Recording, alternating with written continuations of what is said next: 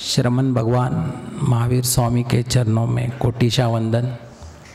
परम पूज्य आचार्य भगवान श्री आनंद ऋषि जी महाराज साहब के चरणों में कोटिशा वंदन। मेरे आराध्य गौतम निधि के प्रणेता परम पूज्य प्रवीण ऋषि जी महाराज साहब के चरणों में कोटिशा वंदन। यहाँ विराजित संस्कार भारती वाणी भूषण परम पूज्य प्रीति सुधा जी महाराज साहब एवं मधुर कंठी मधुस्मिता जी महाराज साहब आदि थाना 8 इनके चरणों में कोटिशा वंदन नमन। यहाँ पे उपस्थित सभी भाइयों बहनों को मेरा सादर जय जिनेन्द्र।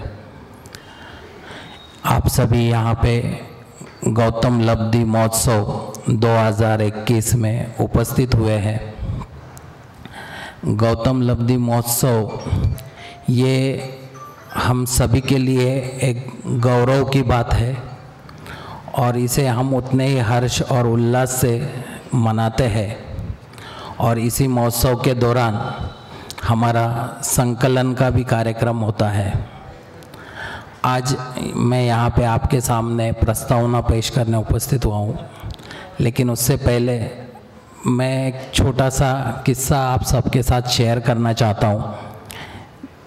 हमारे जीवन में कोई छोटे छोटे ऐसे क्षण आ जाते हैं, किस्से हो जाते हैं जिससे हमें प्रेरणा मिलती है।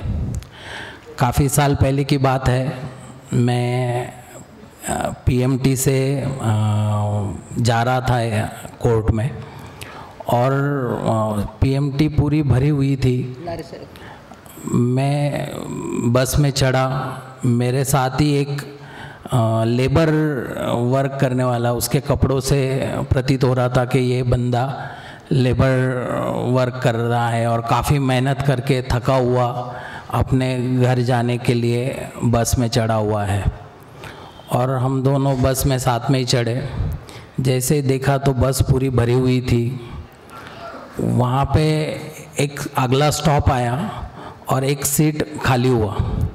जैसे ही सीट खाली हुआ, मैं भी थका हुआ था पूरे दिन के इससे, तो मुझे भी सीट पकड़नी थी। मेरे आगे वो लेबर थे जो सीट पकड़ने के लिए, मुझे लगा कि वो भी सीट पकड़ने की कोशिश करेंगे, लेकिन उन्होंने मुझे बड़े प्यार से कहा कि आप बैठ जाओ।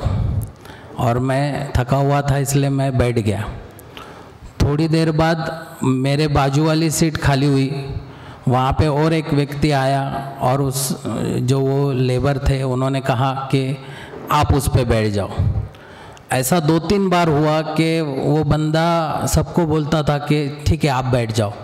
मैंने उनकी तरफ देखा तो पूरा पसीने से लथपथ था, काफ़ी थका हुआ दिख रहा था, लेकिन मुझे समझ में नहीं आ रहा था कि ये बंदा बैठ क्यों नहीं रहा है, हमेशा दूसरों को क्यों बैठने के लिए करता है। फॉर्चुनेटली हम दोनों एक ही स्टॉप पे उतरे।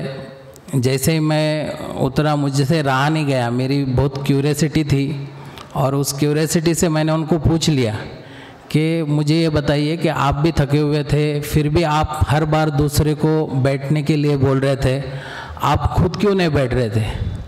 तब उन्होंने मुझे जीवन का एक बहुत अच्छा लेसन सिखाया।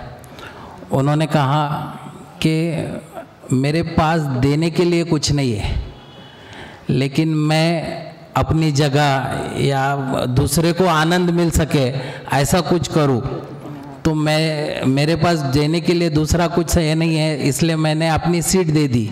और मैं जैसे जैसे लोगों को अपनी सीट देता गया, उनके चेहरे पे एक मुस्कान मिलती गई और उससे मुझे बहुत खुशी होती गई, समाधान मिलता गया। तब मुझे पता चला कि जीवन में देने की खुशी क्या होती है। और ये देने की खुशी पाने के लिए और ये करने के लिए मेरी बहुत इच्छा थी कि मैं भी ऐसा कुछ करूं। और मेरे सौभाग्य है कि मुझे गौतम निधि से जुड़ने का मौका मिला। हम गौतम निधि के माध्यम से समाज के सधर्मिक भाइयों को देने का कुछ ना कुछ प्रयास करते हैं। हम खुद उसमें सहयोग देते हैं और सभी समाज के भाइयों को उसमें सहयोग देने के लिए आह्वान करते हैं। तो ये जो देने की खुशी का जो आनंद है, वो आनंद सभी ने लेना चाहिए, सभी ने उसका समाधान लेना चाहिए। आज हम सब लोग गौतम निधि महोत्सव में उपस्थित हुए हैं। गौतम निधि का आज संकलन है। महावीर भवन ने पहले ही डिक्लेयर किया है कि इस बार का संकलन शिखर तय करने वाला है, सभी रिकॉर्ड, पुराने सभी रिकॉर्ड तोड़ने वाला है। गौतम निधि सभी को परिचित है। गौतम निधि